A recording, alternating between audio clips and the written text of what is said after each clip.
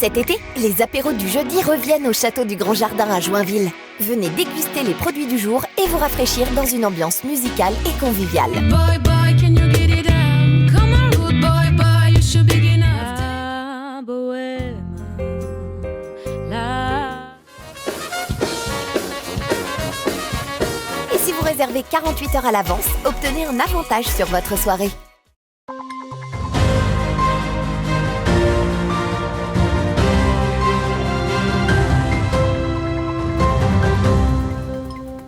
Bonsoir à tous et bienvenue dans votre 15 minutes info de ce dimanche 31 juillet 2022. Tout de suite, les titres de cette édition. Créateur d'objets en bois noble depuis plus de 30 ans, Eric nous accueille dans son atelier pour nous faire découvrir son univers, la tabletterie. Nous avons suivi Tiffen, 14 ans, qui va bientôt concourir dans sa discipline du twirling bâton, discipline peu connue du grand public. Apiculteur, un métier mielleux, expérimenté et passionné, Robin Apiculture nous a ouvert ses portes afin de nous faire découvrir sa profession. Et voilà pour les titres. Découverte du métier de tablettier à Châtillon-sur-Brouet, à proximité du lac du Der, un art datant du XVe siècle qui disparaît petit à petit. Seulement quelques passionnés pratiquent encore, comme Eric dans son atelier nommé l'Atelier du Roncier. Il exerce depuis plus de 30 ans cette passion découverte par hasard, un reportage de Manon de Fontis. Je vais reconstituer l'arbre, donc sur mon plan d'origine. Et ensuite, je vais reprendre chaque pièce pour les resculpter, pour lui donner du mouvement et de la 3D, en fait. Tout ça à la main. Créateur et fabricant d'objets en bois depuis plus de 30 ans, Eric nous ouvre les portes de son atelier pour nous faire découvrir son univers, la tabletterie, un art datant du XVe siècle. Les tabletiers fabriquaient les jeux d'échecs, les jeux de dames, les dominos, voilà. Mais il y avait aussi des tabletiers qui travaillaient dans les cathédrales et les églises. Ils fabriquaient des objets liturgiques. De nos jours, les tabletiers deviennent de plus en plus rares, mais Eric n'est pas prêt de s'arrêter. Plus qu'un métier, c'est une véritable passion. Ça, c'est un plaisir, c'est fantastique qu'on puisse arriver avec une matière bois, avec un morceau brut, qu'on fait malgré tout sécher pendant les années. On arrive à la fin à faire un produit, une boîte qui s'ajuste, c'est un plaisir. Érable, pommier ou encore hêtre, en tout l'artisan utilise 160 essences différentes de bois, issues des 4 coins du globe. C'est plus particulièrement une noix, donc on l'appelle la noix de Banksia. C'est une noix australienne, dans laquelle je fabrique des boîtes rondes où je découpe des petites tablettes de bois dedans, des lamelles. Et ça me permet de faire des boîtes très originales, parce que c'est vraiment une curiosité de la nature, quoi. Boîtes, coffrets, porte-clés ou encore tableaux en relief, le tabletier fabrique et imagine des créations uniques. Ce tableau-là, c'était un thème sur la fonte de la banquise, en fait. On voit bien que l'ours, en fait, il est ses derniers retranchements, puisque après il n'y a plus rien, quoi. En fait, c'est son environnement qui est en train de diminuer.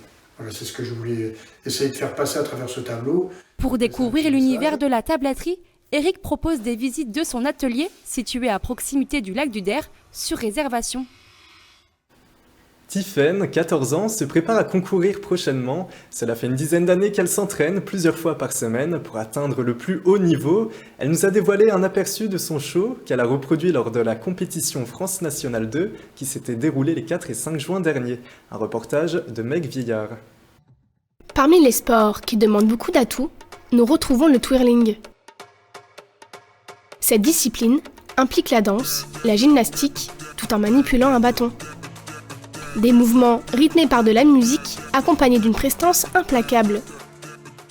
Pour apprendre notre discipline, c'est très très long, puisqu'il faut beaucoup de dextérité. Donc en fait, ça commence toujours par une année minimum d'école, donc qui se passe chez nous le mercredi après-midi au gymnase de Chancenay. Et puis donc, quand les filles commencent à avoir appris les bases, nous décidons avec l'ensemble des coachs de les passer en compétition. Et c'est le cas pour Tiffen, 14 ans, qui pratique cette discipline depuis 10 ans maintenant. J'ai été son coach depuis le début. Cette année, donc, elle a 2 coachs.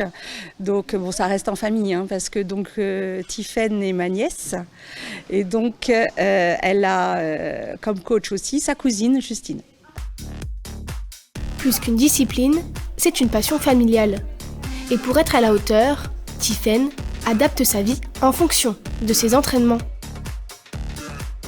ce qui prend énormément de place, tant dans sa scolarité que dans sa vie privée. Le mercredi, dès que je quitte des cours, je rentre chez moi, je me prépare et après je repars à l'entraînement.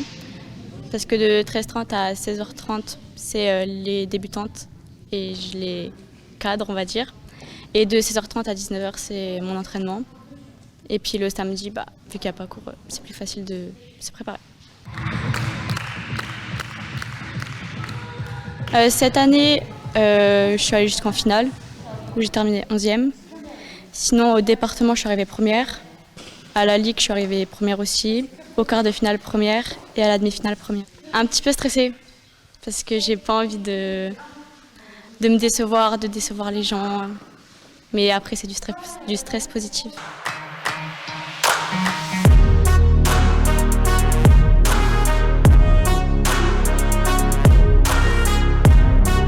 Très prochainement, Tiffaine va de nouveau concourir.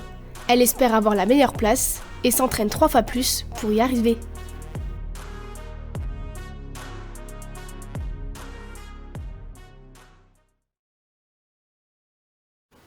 Passons à présent à notre chiffre du jour. 44, c'est le nombre de cas confirmés de variole du singe dans la région Grand Est, contre 29 il y a 7 jours. Selon le point de situation publié ce vendredi 28 juillet par Santé publique France, 1955 cas confirmés de variole du singe ont été recensés en France. Il y en avait 1567 une semaine plus tôt. Miel de printemps, de fleurs d'été ou encore d'acacia sont autant de productions confectionnées par Robinson Redouanin, un apiculteur meusien. Passionné par la nature, c'est tout naturellement qu'il a décidé de produire son propre miel il y a 10 ans. Un publié-reportage de Manon de Fantis. Je fais des ruches depuis 10 ans et depuis 5 ans, j'ai augmenté le cheptel. À la base, j'aime tout ce qui est de la nature, la pêche, faire les champignons, le jardinage, les animaux. Donc les abeilles, c'était un peu la suite logique. Je me suis intéressé à en prendre une ou deux au début parce que j'aimais bien le miel et puis dès que j'ai commencé à pratiquer, j'en voulais toujours plus.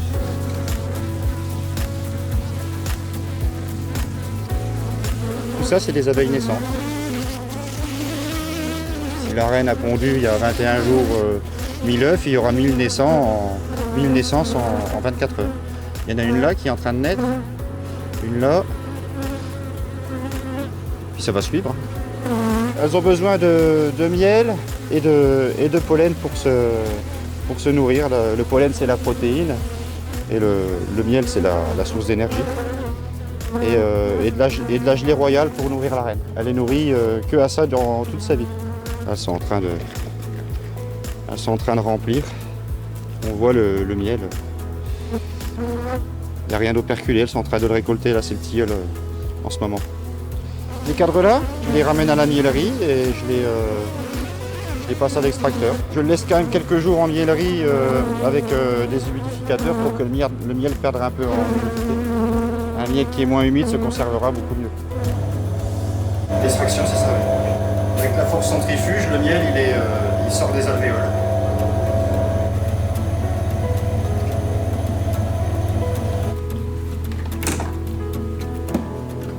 Je produis du miel de printemps, du miel du colza fruitier, après du miel de fleurs, du forêt selon les années, de l'acacia, du tilleul et du fleur d'été. La mise en pot, la machine est réglée à 1 kg, un petit peu plus. Je contrôle si c'est bien le poids. Je suis au marché tous les samedis matins, donc marché couvert. Sinon, je livre à domicile ou les gens peuvent venir me voir à la maison.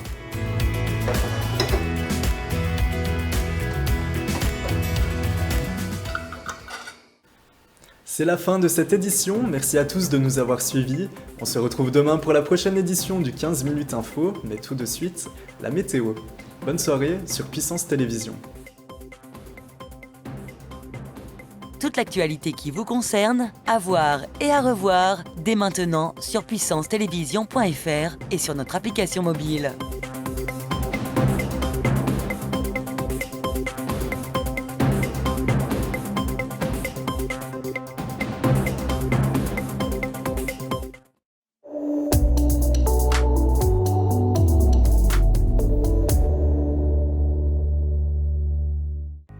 Bonsoir à tous et bienvenue dans votre bulletin météo.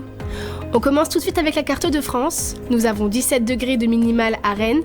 Pour les maximales, elles seront de 37 degrés à Bordeaux. À présent pour nos départements, les minimales seront de 16 degrés à Saint-Dizier et Commercy. Pour l'après-midi, les maximales seront de 30 degrés à Langres et Vitry-le-François. Lundi 1er août, nous fêtons les Alphonses et le soleil se couche à 21h29. C'est la fin de votre bulletin météo. Passez une très bonne soirée avec Puissance Télévision.